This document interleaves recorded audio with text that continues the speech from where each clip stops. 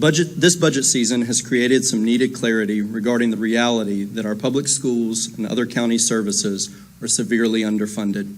I listened with great interest to the recent reports to you from the schools, Sheriff's Department, and Fire and Rescue. Let's start with the schools. School board and division leadership have been telling the Board of Supervisors and the citizens of Spotsylvania for years that our schools need more financial resources to do the important work of educating our children and future workforce.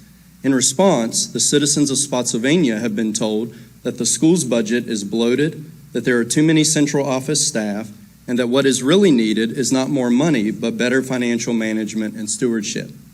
Now, some of the folks who argued that our schools are actually overfunded are now in charge of our schools. They've been given the opportunity to provide the better financial management and stewardship that they said we needed. So they found the waste, right? They figured out how to provide a high-quality education to our children for less money, right? No, not even close. They've discovered that our schools really don't have enough money. They've presented to you a budget with an almost $22 million gap. To top it off, the superintendent has suggested that eliminating school libraries may be necessary if you don't vote to fund that gap. Now, I agree with Mr. McLaughlin. That suggestion is garbage. The superintendent's list of possible cuts to the school's budget is ridiculous. It's actually an insult to every taxpayer in Spotsylvania County to suggest to us that unless our taxes are raised significantly, our children won't have libraries where they can go to read and learn. But I want to urge you tonight not to allow the shenanigans of our school board and superintendent to distract you from the very real issues facing our county budget. Our schools don't have enough teachers. Our sheriff's department doesn't have enough deputies. Our fire and rescue services are overworked and understaffed. And Spotsylvania is struggling to retain and recruit these essential public servants who educate our children, keep our community safe, and provide essential life-saving support in emergency situations. As you consider the proposed county budget, I implore you to prioritize first and foremost these three essential functions of local government. Cut whatever pork you can find, create whatever new revenue is needed, and ensure that Spotsylvania remains a great place to live and raise a family. Thank you. Do you want to know what will drive staff out of this county quicker than modernization and compression? Having to answer to less qualified individuals and the threat of being fired for differing political views. I've been called woke and a rhino because I am tired of the negligent overspending benefiting unqualified individuals and not the staff, students, and schools that it is for, such as a paid bodyguard at the central office, a chief of staff, a director of community engagement not even working in-house, and then them asking us as taxpayers to pay more? Get rid of these unqualified and unnecessary positions before asking us for more money. If you cannot categorically fund the school board and tell them which categories the money can be spent in, I cannot support you giving them $24 million, which is nearly triple the ask of Dr. Flanard last year. It should not be an excuse to not fund the schools, but please fund them categorically so the superintendent that was appointed cannot misappropriate the funds while one school board member is waiting trial for felony and a misdemeanor in August. It's a shame that you here at the Board of Supervisors cares more about students than our own school board. But thank you for caring. We give so much back to Spotsylvania County and let our own school board consistently damage the same community. They take and take and take from us. I know it might be difficult for some of our school board members to understand having empathy, as they've proven by their past hateful comments. I just don't understand why our superintendent gets paid $500,000 to spread bigoted information and damage our entire county. He is the second highest paid employer in our region, yet wants to cut advanced budgets with no prior educational background. And he is accompanied by Mr. Kirk Twig, a known felon of document forging, a pusher of homophobic rhetoric, and a proud supporter of book burning.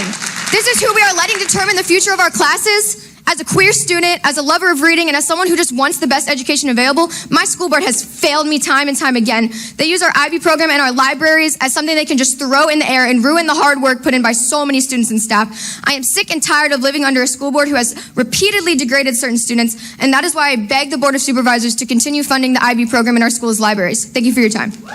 You have every right and the responsibility to question his budget, along with his outrageous cut suggestions. You know that's a scare tactic to try to force your hand.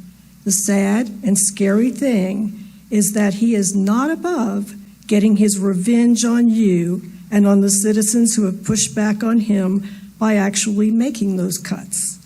Libraries, governor's school, employee health insurance. You know Taylor. He used to be part of your board.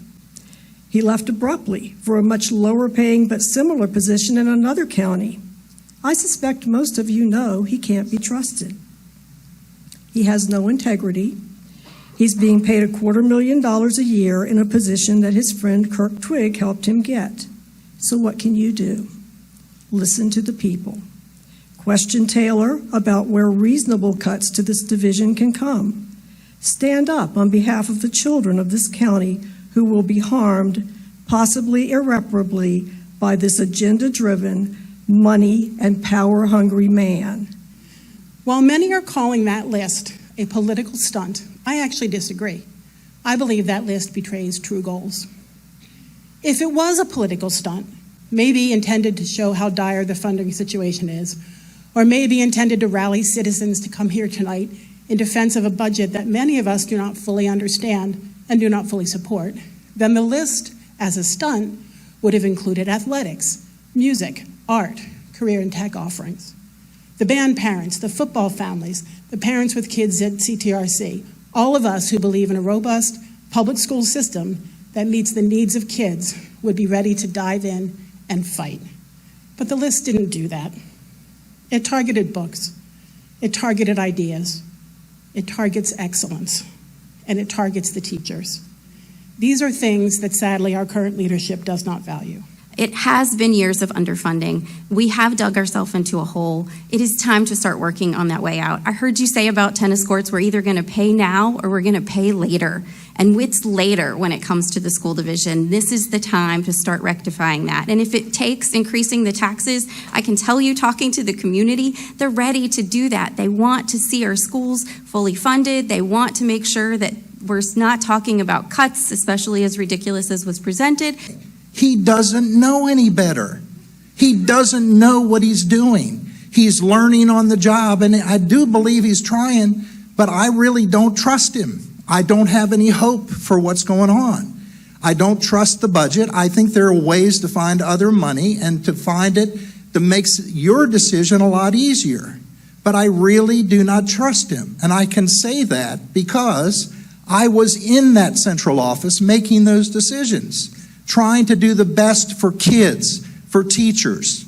The budget that he has presented does not raise the salary of teachers enough.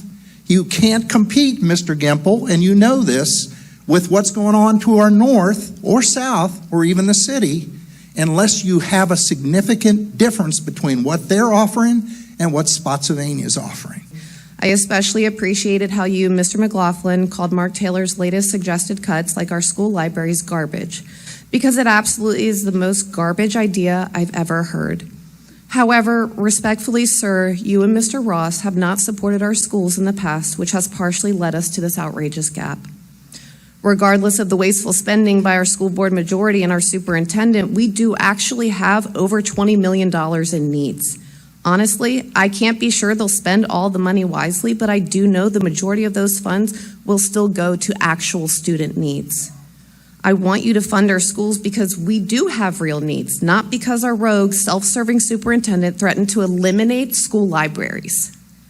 I don't know if they'll close our libraries, whether they get the money or not, because they haven't proven they're trustworthy. But I want to make it very clear that that will be their fault entirely, and it was wrong for Mr. Taylor to place blame to you if that happens.